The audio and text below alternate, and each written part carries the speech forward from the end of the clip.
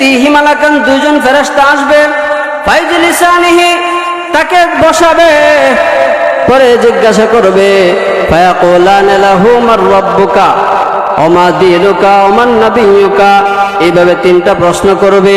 প্রশ্নের উত্তর যদি ওই দিন আমরা দিতে পারি, দিবে কারা?